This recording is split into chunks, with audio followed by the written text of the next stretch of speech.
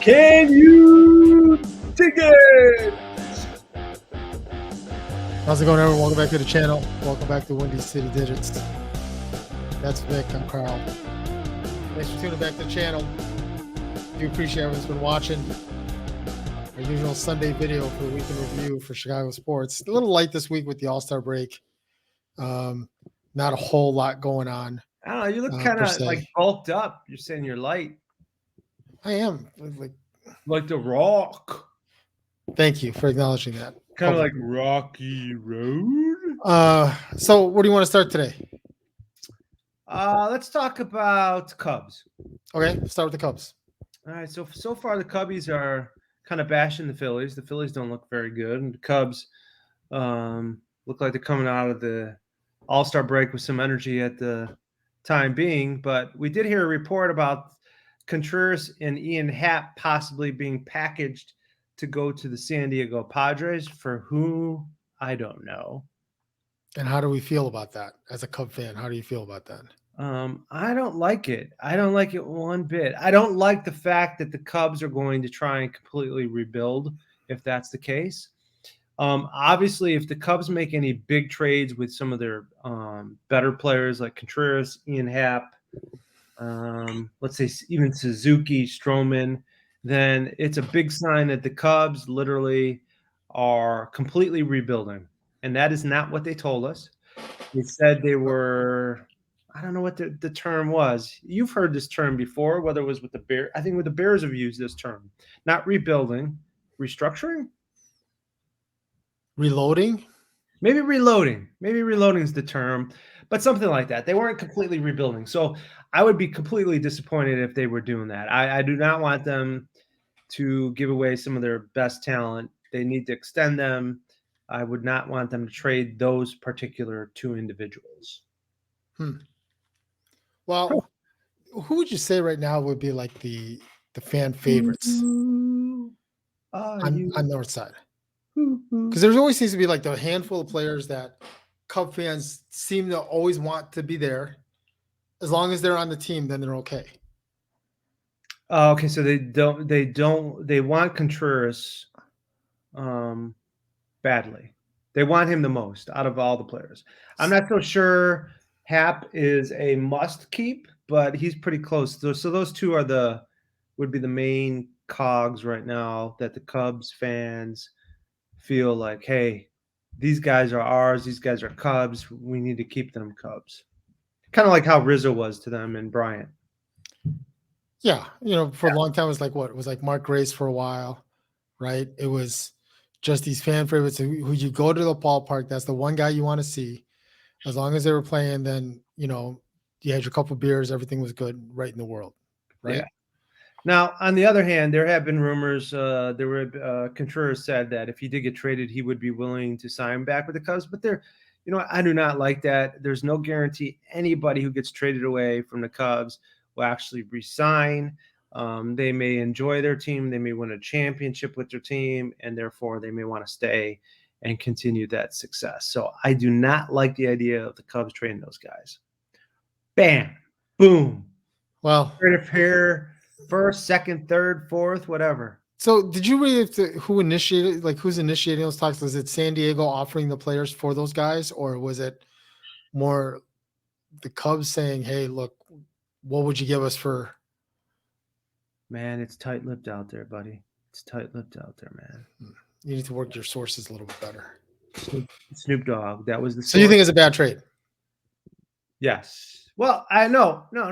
Okay, so, I mean, obviously you'd have to see the trade. You have to see who you're getting. And then are the Cubs going to sign back people that are actual major league talent? Not potential talent, but are they going to sign people in the free agent market like a Happ, a Contreras? Maybe it's not those two, but are they going to add talent this off season? So I can't say that for real. I mean, it's kind of like AK and ME. If we were to say we put our trust in them, I guess I got to trust Jed Hoyer. He knows what he's doing.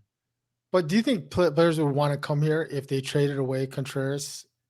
No, I mean, I think they'd be hesitant to. I think the Cubs were actually attracting players, kind of like the Blackhawks. The Blackhawks were doing a good job for a while, and now that they're like, I think they're kind of They're a mess right now. yeah. So I don't, these trade They away. can't even keep announcers. Yeah, so you trade away, Eddie Olczyk. If Yeah. if you don't take care of your guys, I don't know how many people really want to come. Right. Yeah. Yeah. So Sox, Oh, Sox Nation. Yeah, you were ready to like give up yesterday, and then they well, came. look, I was saying all last week, like we had to win 3 or 4. Worst we could do was a split. Yeah, you did. It's looking good right now for a split, but yeah, but the other I teams think still are not performing. look, I think the frustrating thing right now for the games on Friday and then the game yesterday morning, the frustrating thing was, are you playing music now in the background? I am. Me? It's Into Space. I thought this would be perfect for you. Of course. Look, the frustrating thing is a lot of Tony's decisions. Like, I don't get why he threw Lucas Giolito out the first game. It should have been Dylan Cease. I didn't have any problem with Cueto throwing yesterday. And Dylan but Cease the lineup, but the lineup he put out there behind Johnny Cueto was not the greatest. We just came off an All-Star break. I get that Tim Anderson played in the All-Star game. Yeah. But I don't know why he needed a break yesterday in the first game. He should have been. You should have. That first game was the important game, and you need to put your best lineup in that first game. Yesterday, we were lucky to get the win. If it wasn't for AJ Pollock may have saved the season last night by driving in that winning run in the 8th. You heard it here first. AJ Pollock saved the Sox season, the 2022 championship season. But again, AJ Pollock. A lot of decisions Tony made last night. Like, I don't get why he took Lance Lynn out of the game last night. I mean, I knew he threw a lot of pitches, but he was cruising last night. He should have stayed out there as long as he could have last night. But once again, as we talked earlier today, at Chasers in Lake Zurich, which is a great place for meat lovers pizza with minus the ground beef. We talked about how. Are we sponsored? Did we just become sponsored? Chasers is a great place. I didn't say we're sponsored, but I'm just saying we were there. Shout out to my guy Pete at Chasers. Yo, Pete. And Carl's like, well, the season's over, but yet they're only 4 games out of first place. Every White Sox fan knows about the white flag trade when we were 4 games out and we gave up. They said the ownership gave up and said there's no way we're going to catch them. Look, it was one thing. It's one thing if we were in second place and we had a lot of games head to head with Minnesota. The reality is we're in third place. We have a losing record against Cleveland. This was our opportunity to pass Cleveland to get in the second place and then start chasing Minnesota. Cleveland, who wants to visit Cleveland, man? But I'm telling you, listen, don't be pissing off the fans in Cleveland. Yeah. The one whole fan we have Washington and Cleveland. Don't be pissing them off. Cleveland. Who wants to go to Cleveland? But if they win today, and if the Twins, even if the Twins win, we're still only 4 games out. So I know. So why the panic? Look, I'm just telling you, like this is the way you feel. Listen, they keep saying that we're going to turn around. Next thing you know, there's 50 games left, and then 40, and then 30. Feelings. This is your one chance. You could have made some serious ground over this weekend. I agree with you, but there's still only 4 games out. Like I told you before, all it takes is 1 week of they could go 7-0 and the other teams go 500 and they're like 1 game back. Okay, but again, you had your chance. You had your chances. You had your chances against the teams that are directly ahead of you. You did the job against Minnesota last weekend. Hopefully, if they steal the deal here today and we don't blow the lead today, we'll still be a game behind Cleveland. But you had a chance to overtake them this weekend. So you're right, but right now it's bottom 5th. They are up 5-0, so looking good. Just wait and see what happens with. I know we'll see. We'll see what happens with next week when we shoot this video next week. We'll see what happens. All and right. see where we're at. All right. So we're going to be doing this weekly wrap up every Sunday. Yeah, we're We're gonna try to do it live some Sundays, talking but about all sports. yeah, Yeah, live. We're going to do it live, we're doing man. it live. But today, unfortunately, with other things we got going on, we're What, recording this one what today. So about the bullies? There's not a whole lot to report on the bullies right now. no, there's not a whole lot. I did see something before we started to record this video that someone proposed that a trade of Kobe White to Dallas seems to make sense because they need a backup. They need a backup guard. Yeah, since we signed Dragic, Yeah, they seem to need a backup guard, and they seem to have one player Kobe's out not there that I can't remember the guy's name, but seems to think that might make sense. I'm not sure about that, but well, I mean, I think Kobe that gives Kobe an opportunity to show a little bit more what he can do, and maybe he takes advantage of that. But he's not a point guard; he's a shooting guard. yeah, who we did ask to play point guard at times, right?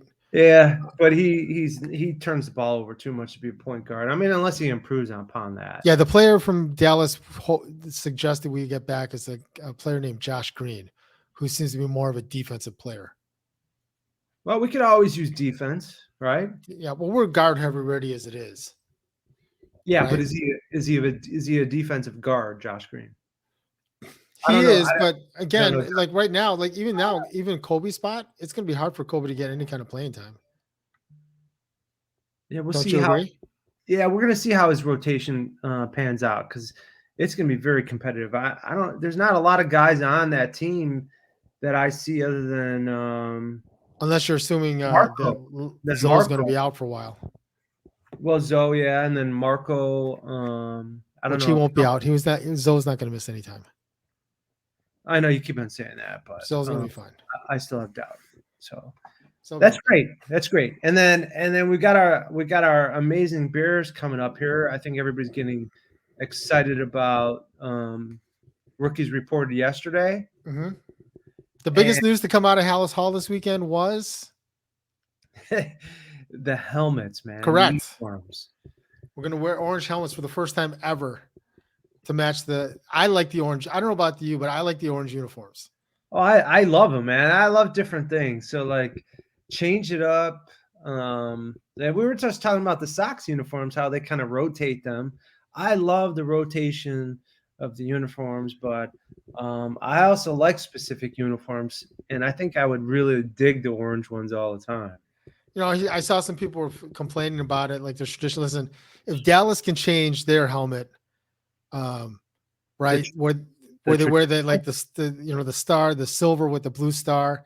They wear the white one now with the blue star. Like if they can change theirs up, is this a religion? Is this a new religion? The traditionalists? We can change ours too. The only one I think will never ever change. Never ever change is Green Bay. I don't think they'll ever change their helmet. Is this a new religion? Sports traditionalist? I have no idea what you're talking about, but I usually don't anyway. You just said the traditionalists. Traditionalist. Yeah. So is this a new? I should have. Is that the right word? What's the word? It's not traditionalist. It's I don't know what the right word. If you guys can think of the word, leave it in the comments below. But historians, right? Whatever the case is. Yeah. So, well, all right. Well, listen. For this week's episode, a little bit light this week, mainly because of the All-Star break. Bears are just getting started. All right, so let's talk about so on Mondays we're going to talk about Bears. Yeah, we're going to try to go to a new schedule. Mondays on Bears. Tuesdays we're going to try to talk Bulls.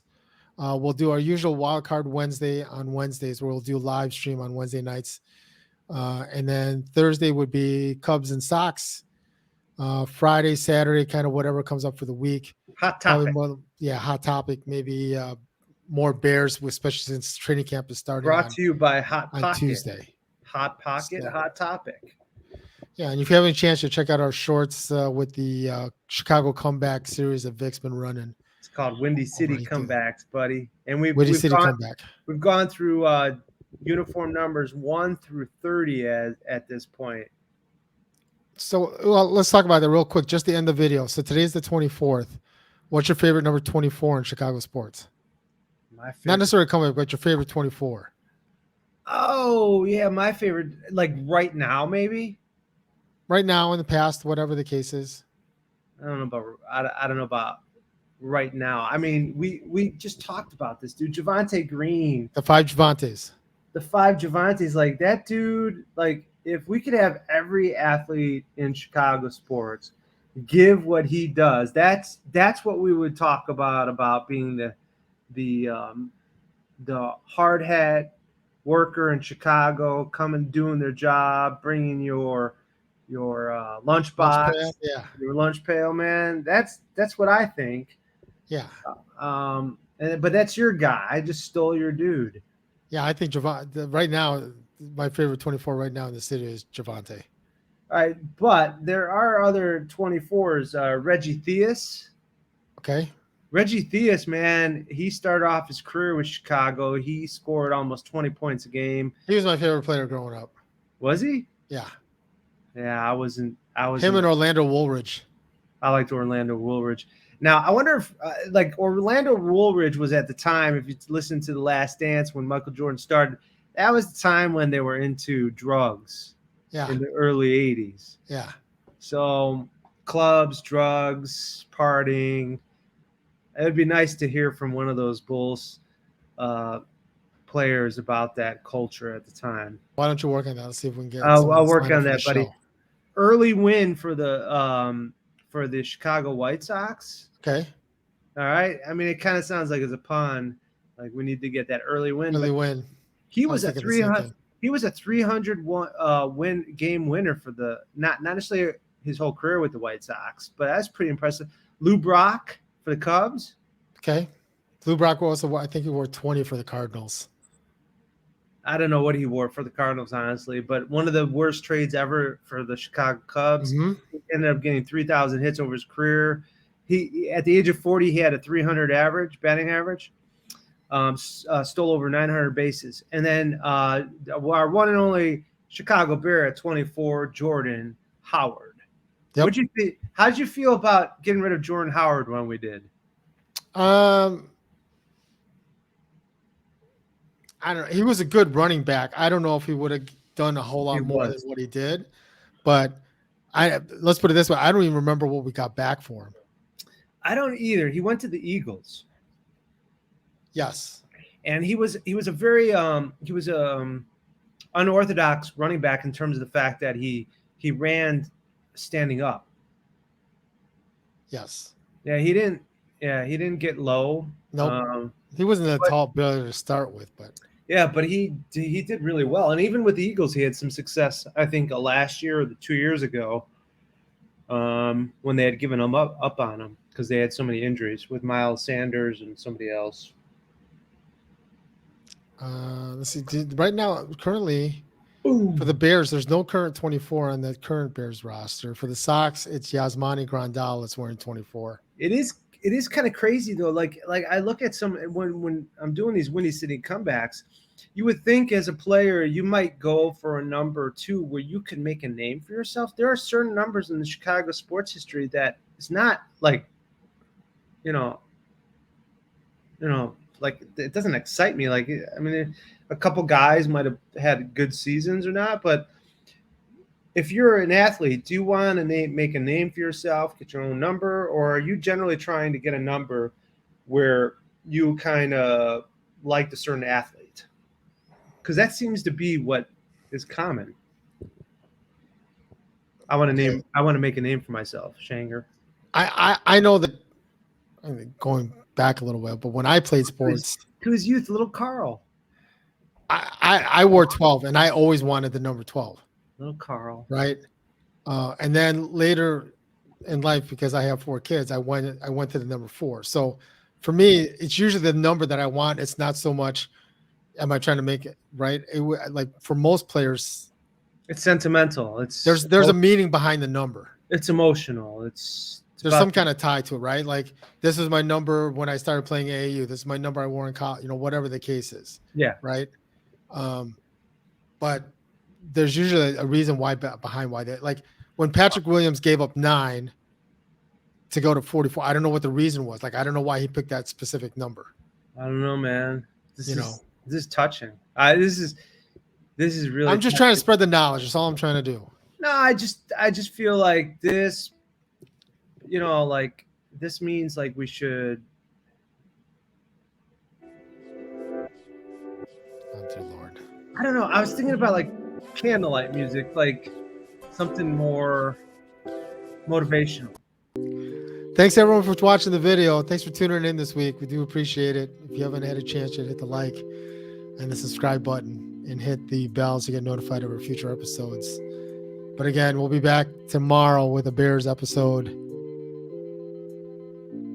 Say goodbye, Vic. Peace. Love and digits.